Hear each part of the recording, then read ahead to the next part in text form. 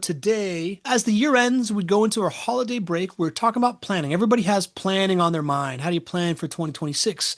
And we received a great suggestion from one of our favorite community members, the mystery man Denny Davies, of we'd like an inside look into how JWB plans, how they get their data, how they create like the initiatives that they're going to go do.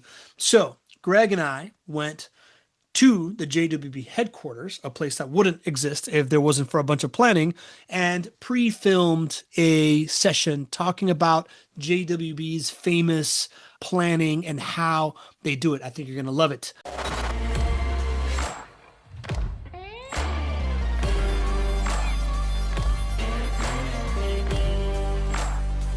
Welcome, everybody, to a special pre-Christmas edition of the Not Your Average Investor Show. I'm your host, Pablo Gonzalez. Gregg is not with me today. He's already on his way to his Christmas stuff. I'm headed to Christmas stuff right after this. I'm a little bit under the weather today, still trying to bring the energy, but something that I would love to remind you all of. The Not Your Average Investor Show Summit tickets are all ready for sale in the community. You can get your tickets right now by going to jwbrealestatecapital.com/summit. I'm putting it here in the chat and using the pre-sale code of Summit 2026.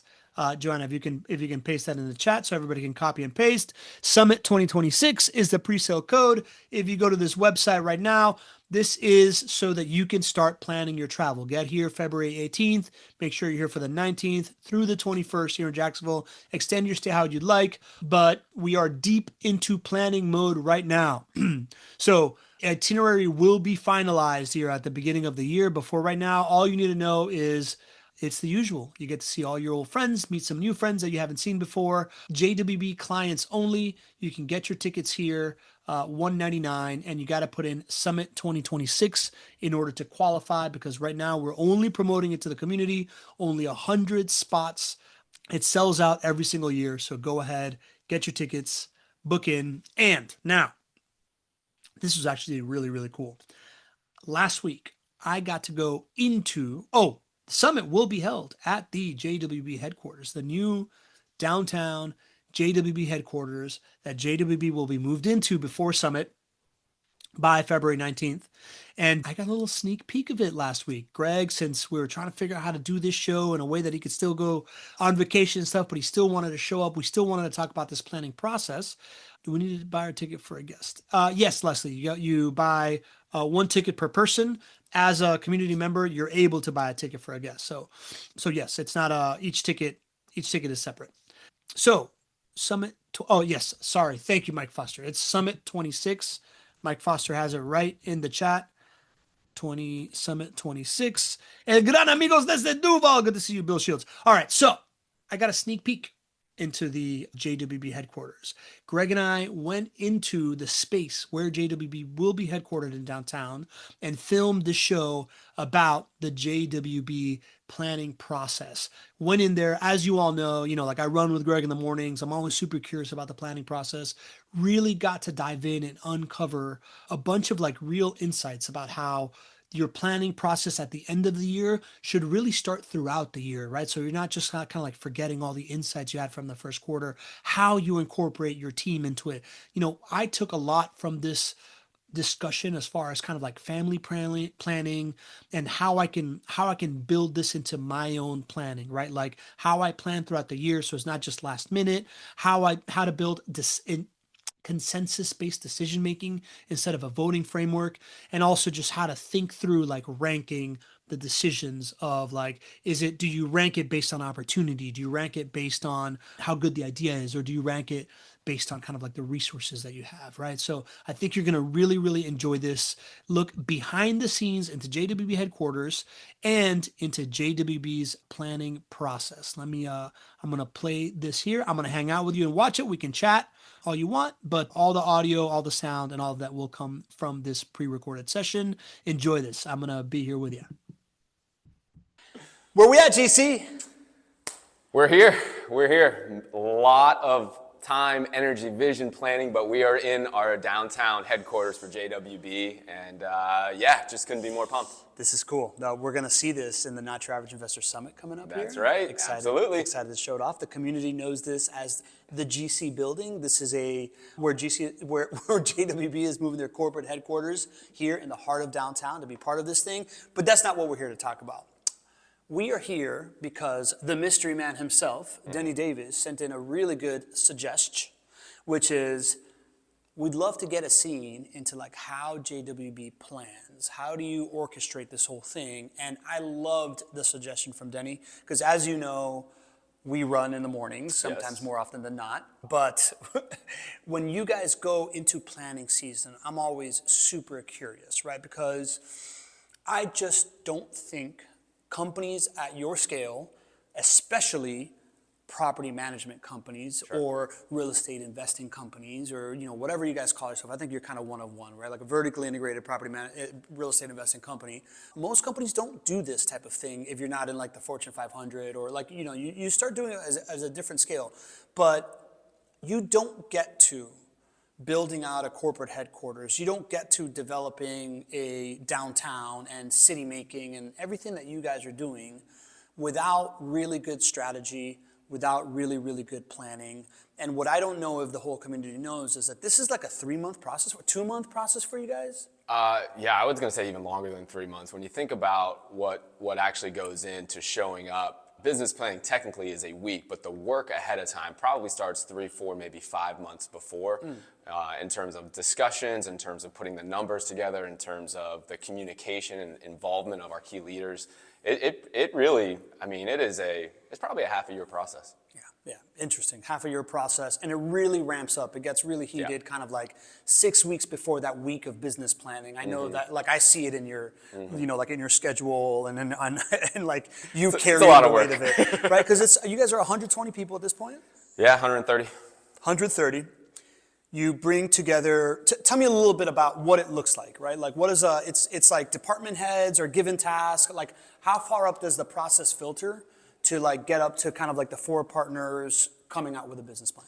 Okay, so maybe from like the beginning of, call it 4 to 6 months before business planning until getting to business planning? Yeah. Okay, well, I think there is a continuous idea generation that goes on. So my business partners and I meet twice a month, and we spend an entire day together. Yeah. And in those meetings, there's a lot of things about solving the here and now. And then there's also things that we come up with ideas and we say, hey, you know what? That's a better idea for business planning. Got it. So this is something we've talked about before on the show. We probably haven't mentioned it. Every Wednesday, the 4 partners for JWB go off-site, and you just spend the entire day planning. Yeah. Right? And you're talking about those meetings that happen every single week of the year.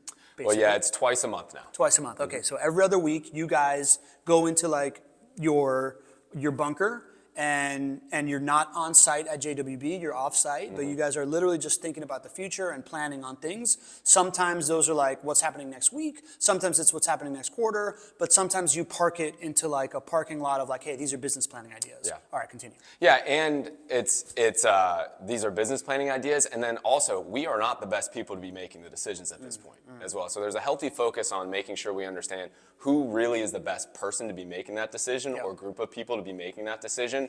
And so we'll decide to park ideas that are not mission critical today, but might be game changer ideas for a time 1, 2, 3, 5 months in the future, if that's the best collection of talent to be able to make the decision. Cool. So that starts feeding the business planning bucket throughout the year. Right. When does that shift into like a more deliberate, now this is all about business planning? I'd say it starts to really ramp up probably about 3 months prior. Okay. And I think that's where it starts to shift from, we start to kind of think about what the agenda is going to look like for business planning that year. The agenda is very similar every single year. We've gotten into a nice routine. But as we start to think about how can we refine and make improvements from last year, we start to think about, okay, who's the collection of talent that needs to be in the room for that part of business planning? And if there are some new initiatives that we're considering, well, there's a lot of numbers that need to be put together. There's also just beyond the numbers. How does this fit with our mission? How does this fit with the team? Is this too much to bring to the team right now, even though it might be a really great financial idea? And so I think a lot of those are conversations-based, experience-based, meaning, hey, maybe we float this idea to certain folks on our team and say, hey, what do you think about this? Get feedback. And then I think a lot of that is just putting the numbers together. So if it's a brand new idea that we haven't done, then we need to go and vet it. We need to go and get information from maybe people inside JWB or outside JWB. And so I think all of that process takes time to be done right. And then I would say the bulk of it probably is just vetting out the numbers so that by the time we get close to business plan, the team who is proposing maybe a new idea not only has a really good sense of it is going to work, but they also have the numbers so that we can collectively get together and say, hey, this is a good thing to move forward on. Interesting. You know, when I first started thinking about we're going to have this conversation, I thought you do a whole bunch of research on the numbers and then you bring ideas. But what it sounds like is that you guys think of like, what are the internal resources that we're going to need? If like what needs to be true for us to put together this idea internally? And then if you feel like you have that internally and you think that there's enough capacity on a team, talent, right? Like you've told me, you kind of like look for a who first before you look of, is it a good idea? 100%. And then you then go and like do the data gathering and the numbers gathering. I think that's a great point. I'm glad you brought it up. It's really about what is the right thing for our team first, and then do the numbers support it. Interesting. You know, if you think back about certain times that we've expanded and then maybe not expanded as much the next year, a lot of those decisions have been because of the team. Like an example is we bought 4 property management companies in the span of a year and a half. And that was a great thing for us financially, for our clients, for the business, all of those good things.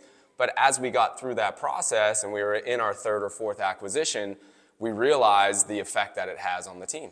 And it's a lot of work. We didn't fully understand how integrating other businesses and systems and practices was going to take a toll. And so as we got through that process and we talked with the team, we said, hey, you know what? The next financial opportunity that we have to buy a property management company needs, first of all, it needs to be the right fit for our bandwidth and our resources on the team. And then in essence, we just told the team, hey, listen, we're going to be open to it, but in essence, the financials have to be that much better for us to consider this, which will allow us to staff and resource the next time that we go about it. That's super interesting, man. You know, that takes me to, in my first big job interview coming out of UF, my final job interview with like Masco Corporation, Fortune 500, I'm in a boardroom with like 3 VPs, I'm 22 years old. They asked me this question that's like, hey, what's more important? And they like rank this in order of importance. Like shareholders, customers, company employees, community, right? And I had to rank it, and I've thought about that for a really, really long time. And, you know, I'm pretty sure I said like customers, employees, shareholders, community, right? What I'm hearing and what you're saying, which has kind of like hit me more and more, is the idea that if you don't value the team first, no matter how well-intended you are, right? Like if it's like, for you guys are like, let's make a bet on something. How much money can we make? That sounds cool. Like, how great is it for our clients? That sounds even better. But if you don't say, how will this impact the team first, then you risk letting down everything else. So it sounds like it's like your decision rubric. It's like team, then like client, then opportunity. Or that's what we believe. Interesting. It's very much like Southwest Airways. Right. Southwest, Herb Kelleher was the CEO. He was, I think, one of the first to say, hey, listen, the team, as a part of the decision-making process, think about the team first. And that might throw some people off. It threw me off when I first heard about it too. But then I said, okay, well, what churns the engine? What can you invest in that is going to make everything else great? And our belief is that if you invest in the team, then your client experiences will be great. They will be better. If you invest in the team and your client experiences are that much better than, shareholders in this essence, if we were a Fortune 500 company, which we're not, but shareholder returns would be better. And so it's about understanding for us, and what we believe to be true is that's the thing that if we nail it with the team, not only does it limit the downside, it creates limitless financial opportunities for our investors and for us in the future. I think there's a really good parallel here for real estate investors. Right? Do you know where I'm going with this? I think so, yeah. Right? Like I think as real estate investors, we've talked about this all the time. people have the wrong order of operations. Yeah. Right? Like they'll look at an opportunity, they'll see a property, it's like, oh, look at this opportunity. Yeah, no, that's cool. I didn't see that parallel. Right? You're right. I didn't think about it until right now, Yeah. right? But like we think about it that way, but what we talk about all day long is the first thing you should think about is, do you have the team to make that opportunity come to fruition? 100%. And that's the first step, right? Like you're going to make an investment in a real estate investment, you should think team first. Do I have the team that could make these numbers real that I'm being offered? And then everything else follows. 100%. It's an interesting 100%. parallel. Yeah, no, I think it absolutely is the way that we think. And I didn't actually put that parallel before. Well, I had to go straight to like my 22-year-old job interview before we could get to that parallel. So it was a bit of a dive. But it feels it's very natural. I mean, for us, when we're thinking about a financial opportunity, we get approached or we think of ideas between my business partners. There is never a dull moment for ideas. I mean, I was just in a meeting yesterday and we were talking about a number of financial ideas that probably are really strong financially. Yeah. But none of that matters if it's not the right fit for the team. Yeah. If it's not going to empower the team today and in the future, if it's not in line with our mission, our vision, then the financial impact, no matter how good it could be today, is not as great as another idea that can empower the team and grow for the next 5 years, 10 years, 15, 20 years. Yeah. What does the output look like, right? Like I think if I'm watching this show right now, I'm in our community, I'm like, all right, well, I want to know what they came up with. I want to know what like I want to know kind of like what the numbers were behind it, because I'm trying to think of like how good of a team is this? But we're going to do a show early in January. That's kind of like the JWB State of the Union. That's going to like talk about all the bets that you guys are going to make coming out of business planning. So we're not going to spend that much time on that. But what is the output? What does the plan look like? Is it a binder? Is it like a 34-page PDF? Like, what does the plan look like? Actually, all of our planning is built. Now, there's a lot of financials that go into it, but where it ends up is in a robust Google Doc. In a Google Doc. Yeah. It's like a pitch deck. It's like a doc. No, it's like a Google Doc with 1,000 tabs to it. Interesting. So there's everything from the agenda is the first tab on the Google Doc. Then we typically have the different departments basically giving their own business plan for the year. So, for me, I'm driving a lot of our sales through our community and our show. So I'm reporting, hey, how did we do last year versus this year on show attendance, and how many clients purchased through watching the show. And then there's the affiliate partners that we work with to help sell our properties. Well, how did they perform? Where are we doing well? Where did we struggle? And then each department basically has kind of that same opportunity to share a little bit of like a SWOT analysis along with the financials of how are you going to drive whatever your KPI is. And so that's kind of like the first kind of quarter of all of the tabs, I would say. Yeah. Then you just get straight into the numbers. Those are like departmental executive summaries, essentially. Yeah. Okay. Yeah. How many of those are there?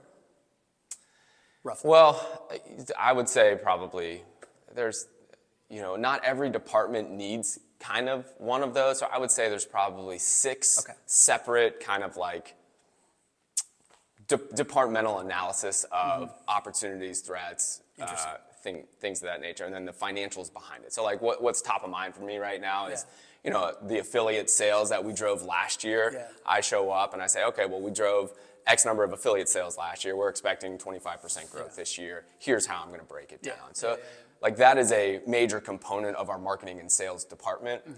Marketing and sales actually show up in kind of what I would say the next quarter of tabs are, which is really our overall profit and loss for each of our companies. I can't even tell you the number of companies that we have now. It's over 25. That's interesting. Not all of them are companies like you would think of JWB Real Estate Capital or JWB Property Management. Many of the companies are specific to the assets Holding that we assets, have. right? Like the company that owns this building is a separate company with its own P&L. Is it the GC Building Company LLC? I'm working on that. Just checking. So the number of companies that we truly own and operate is the same, basically year over year. Yeah. But the complexity of those individual entities that roll up into that overall business plan has grown. So as I'm kind of getting into the next section, that's where the financials are. Yeah. So that's where the P&L is for each of our operating companies, as well as we take a look at the P&Ls of the entities that hold a lot of our other assets. Okay. Financials, so it's like SWOT, like financials.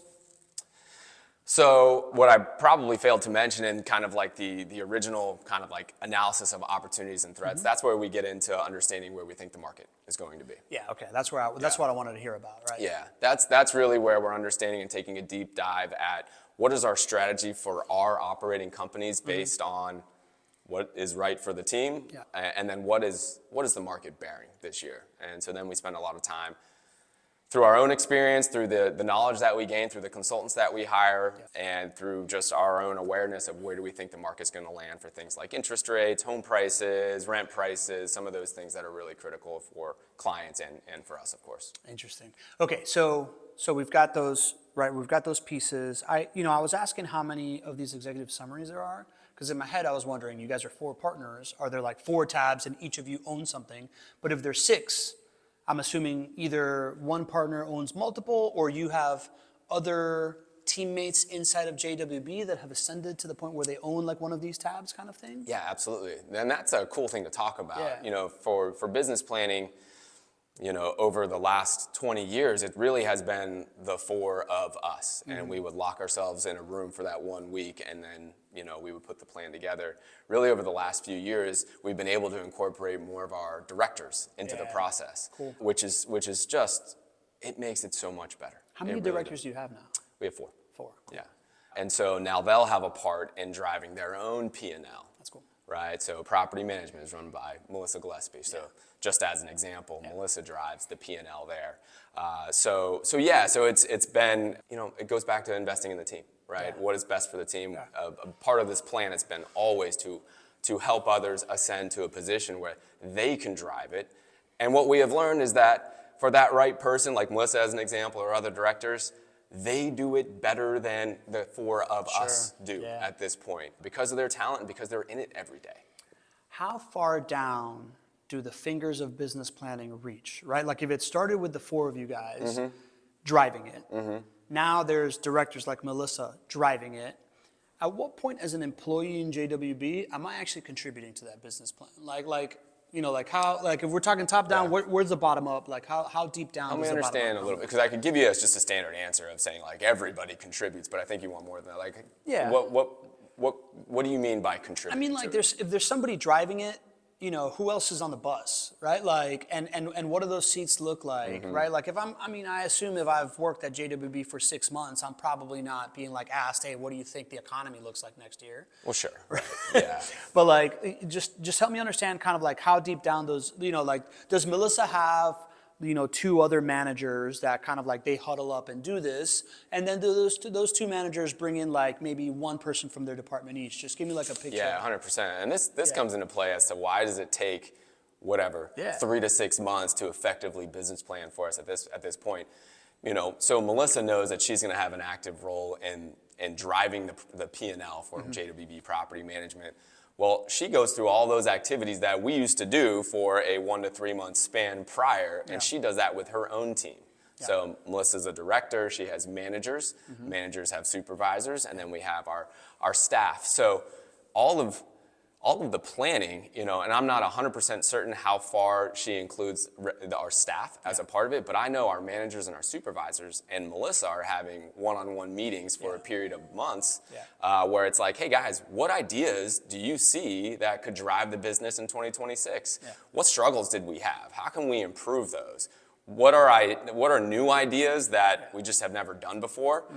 Then let's go and put the numbers to it. Then let's flesh it out. So that is a process completely separate from our collective business planning process. And it happens, I just happen to choose Melissa here, but that happens in every other department.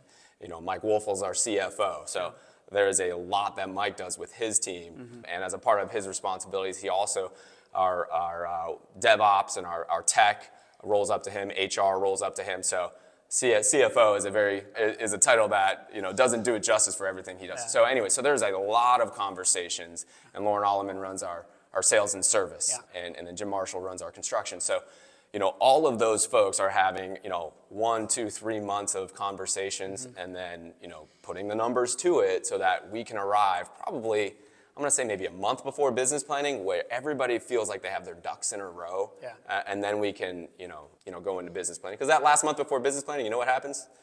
stuff always comes up, and then we Yeah. always have things that change, and then there's always last minute requests, and so. Dude, it's kind of like we're planning for the Not Your Average Investor Summit. We've been talking about it for like 3 months. We had a meeting yesterday, and I completely blanked out on everything. Hey, like, I've been there too, brother. Yeah. It's funny because you go from like, you know what the vision is and you know what the output is, and then I think we all tend to minimize what is that work in the middle of it that, just how tough it is to pull it off. Yeah, and it sounds, you're saying it's separate, but it sounds separate but parallel, right? Like it sounds like, just like we talked about, the partners have their like every other week meeting, some things are to be worked on immediately, some things get parked in that business planning thing. Sounds like each department has their like own parking lot for business planning ideas. Those things bubble up to the top. It sounds really, really systematic. Talk to me about that final week, man. That final week of business planning. Is it just like, the way that I picture it from the way that I see your schedule is just like you're in like a meeting from like 8 o'clock in the morning to like 8 o'clock at night with multiple people just jamming out ideas and getting to the end of it. It's a really intense week, and it's intense because we literally lock ourselves in a room, our condo at the beach that we've done some of the shows from, right? Yeah. That's really where we do business planning. And it starts early mornings, and now we all have families, so we try to get it done by 5, but it's got to be done that week. There is no alternative for this to spill over to the next week. And what always happens is, through the idea of rumbling around with these ideas, and through that process, new ideas emerge, and then you have to go through mini business planning like overnight to flesh out the idea, to talk with your team, to put the numbers together. And so that is always a part of business planning. So it's a very stressful week, but it's like you go into the bat cave. You go into the bat cave with your brothers, and now sisters too, on our team, who get to be a part of business planning. And we are in it. And I think, what actually happens is we spend, 8-10 hours for 5 days straight in one location. Yeah. And so it's a very intense process. I think one of the best things we've learned over the years is that we have to be very mindful of our mindset going into that meeting and how we treat each other in that meeting, because we're 4 to 8 talented leaders, you're all passionate, talented, stubborn, and these have been 20-year relationships, and so I think that's one of the things that we have been very intentional about, because if you spend what is that, 40 hours in one location with folks, by the end of day 4, you're like, oh man, you just got to be on your A game, not just for your idea generation, what you're doing for the business, but how you're treating it. Your emotions, controlling your emotions and your triggers and all that stuff. Not everybody gets what they want. Yeah. And you could come in so prepared and so passionate from your lens that you think this is the right thing for the business, and it just might not be. And to learn to accept that and understand that everybody and collectively, it is better for the group sometimes to not have that idea pass or to get your way is a maturation that I think we've been able to do over the 20 years that we probably didn't have in year 2, 3, 5. I wanna talk about that real quick, but I do want to hit on that, right? Like I think I remember maybe 3 years ago, 4 years ago was when we first started talking about how much you guys have invested in consensus-based decision making and how important that is. I think it was in the light of you guys are 4 partners. That most people can't have a partner. Right. Yeah. Not to mention 4 partners, but I think it's an underrated thing that you have invested in and you have turned into a culture. And the way that you see it is the fact that JWB always shows up as this very unified front. It feels very consistent of what people believe, how people talk about. And that really starts in these rooms of really bright, really driven, sometimes hard-headed people being able to put the ego aside, control their emotions and come to a consensus-based decision. I think it's been an incredible investment by you guys. It was something that we learned from one of our mentors. That's right.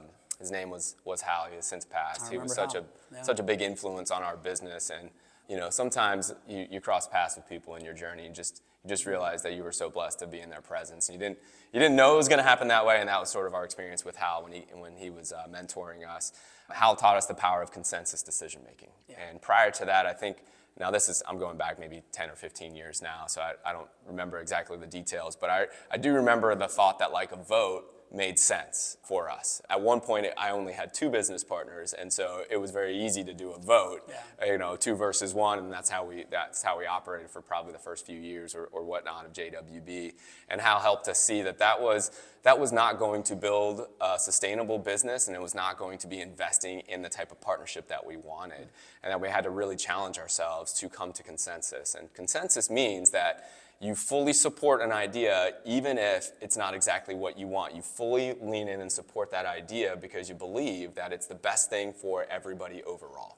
And so we work tremendously hard to get to consensus. And it takes humility, it takes a trust, takes, I think just truly having respect for the other person's ideas, even if they see it completely different than you, because over those 20 years we've seen that idea that wasn't mine turn into something amazing that I never could have seen, and vice versa. So yeah, consensus decision making, I think, is one of the best things that we learned. And for anybody who wants to have a lasting partnership, especially if you have business partners that come from diverse backgrounds, and there's many of them, which is, I don't know of another company that has 4 business partners that have survived for 20 years to do this kind of scale that we have. I would certainly encourage folks to learn more about and truly lean into consensus decision making. I love it, man. I think it's applicable not just for business partnerships. Yeah, no, you're 100% right on that, man. Yeah. Last thing, you were just talking about like the first 4 years, it was votes and whatnot. I just have a hard time picturing the like curly-haired afroed version of you guys that were clearly a bunch of like dudes spending this much deliberate time, coming up with future planning, right? Like we famously talked about how like 10 years ago, Alex was like, I'm just gonna spend some time in downtown and it's gonna work out in 10 years, trust me, fellas. Yeah. Right, so like, at what point did the seriousness and the such like a deliberate, like you have like your own kind of like machine for planning. At what point did that really take hold for you guys? And what was it, like you mentioned, it was just kind of votes before, right? Give me like a from to of kind of like when this really turned on for you guys. I think this seriousness about business planning was always there. Yeah. We just didn't realize exactly how to do it. So I think it was pretty clunky in the beginning. So I came from the corporate world. Is that because, tell me, like, who brought the seriousness? Was it you? I think I did. Yeah, okay. I mean, the details are fuzzy. I know it wasn't Alex. I was going to say, I thought maybe it was Regal because he had just graduated from like an entrepreneurship MBA or something. I think probably Regal and I kind of like worked through this and figured, and probably were the drivers of it just from our background. I worked for Johnson & Johnson, and I remember leaving J&J and thinking about the good things and the struggles that I had there. And one of the good things was learning things like budget versus actual. I was responsible for doing that for different departments at Vistacon, which is a J&J company. And I was like, oh, okay, cool. Well, when we get to us doing our own thing, I should probably do that same. Like, it would be so cool for me to be able to sleep well at night if I could do a budget versus actual and see where are we winning, where did we not win. And so I think that was there even in the early days. It was nothing like today, what it is. Today, early on, we had no idea how to ask questions. We had no idea how to get the information. Really didn't have an understanding of how to make decisions. So I think it was clunky, very clunky at best. But I do remember there always being this idea that, hey, real estate is typically viewed as a hobby. We want to view this as a business, and I think that was there from day one. Now, when you do something for 20 years, you really refine it. And I remember probably big inflection points I would imagine are when my third business partner, Adam Eisman, our CEO, jumped on board, which is 2010. I remember when he came on board and a few other things kind of happened. I remember we leveled up in many ways, and I think business planning leveled up there. And then I think of another inflection point, which was really over the last few years leveling up and our other directors ascending to becoming more and more of a part of the business plan as well. So the importance of it, GC, just kind of like a final kind of like point on this. I would say takeaways that I'm taking from here is you were telling me that one of your teammates, like the library is right there, right? And you're telling me that like one of your teammates now gets a room in the library, brings his like wife in there or husband in there or like their partner, and they like do family business planning, right? Like people start to feel how, like I've been doing my weekly family meetings, Yeah. right? Like, which is kind of like our own planning. I'm trying to figure out what my yearly planning is, but like the importance of this in order to preserve longevity in partnerships and in relationships. Just give me a little bit about that as just like a kind of like the big why here. Well, so when you first started going down that path, the first thing that came into my head is like, why do we do this? Yeah. And I go to the amount of responsibility that we have. Yeah. You know, we manage over $1 billion of real estate. We are so lucky to serve our clients, and they're putting their trust in us to help them accomplish their financial outcomes, and it's something that motivates us. But it's a huge responsibility. I mean, to be able to have to deliver $5-6 million of rent to our owners every single month, and to show up and do that every single month, no matter what happens in the world, to do that on a monthly basis, and for it to be so visible to folks and so impactful going into your bottom line every single month is an awesome responsibility. So I think for me personally, that drives me. I think there's no other way to do it when you are operating at the scale and the responsibility that we have, other than to be this strategic. And that level of responsibility has grown over the years, and so you've seen our planning grow and refine over the years. As you got to the end of your question, I started to get more like opportunistic thinking about it. Like what we have been able to do and refine and get closer and closer to perfecting is so applicable in other parts of life. I know about your family meetings. We've talked a lot about that. I do the same thing with my wife. We do our same family planning for the entire year as well, and our teammates do it as well. And for my wife and I brought it to her, I don't remember, maybe 5 years ago or 10 years ago, I can't remember. And I said, hey babe, what we're doing at JWB is really working, and clearly our marriage and our family is very different, but there's probably some things here that I think we could really use and help us. When you have 2 kids and my wife is a business owner herself, and we're all busy, some of those things that apply from business can just help with making sure that your strategy of your family, and then some of the tactical things. How are we going to plan out this trip? How are we going to make sure that this school event is done? So, there's so much that I think can be learned from the beginnings, which is understanding the strategy of whatever it may be, how you want to parent, how your marriage is, or how you're running a company, and then working through the financials, right? That's a big part of the company, a big part of a marriage, and then the tactical, vacations, kids, sports, school, some of those other things that are important. So I think it's been a wonderful journey, and there are so many applications beyond JWB. Denny Davis, good call. Great episode, buddy. Love it, man. Thank you, guys.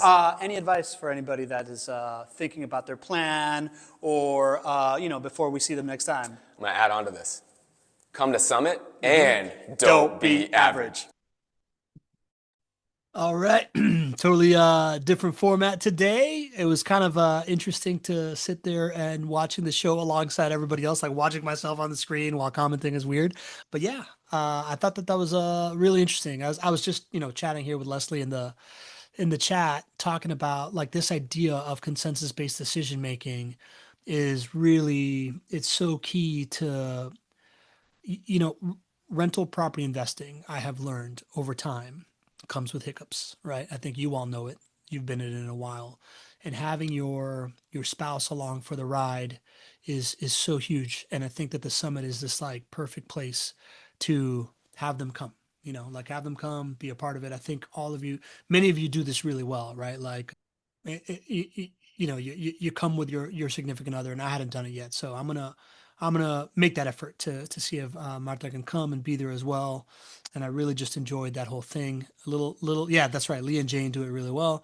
Summit, to remind everybody when the summit is, February 19th to the 21st. You can go there by jwbrealestatecapital.com/summit. Pre-sale tickets are on sale right now if you put in Summit 26 in the code.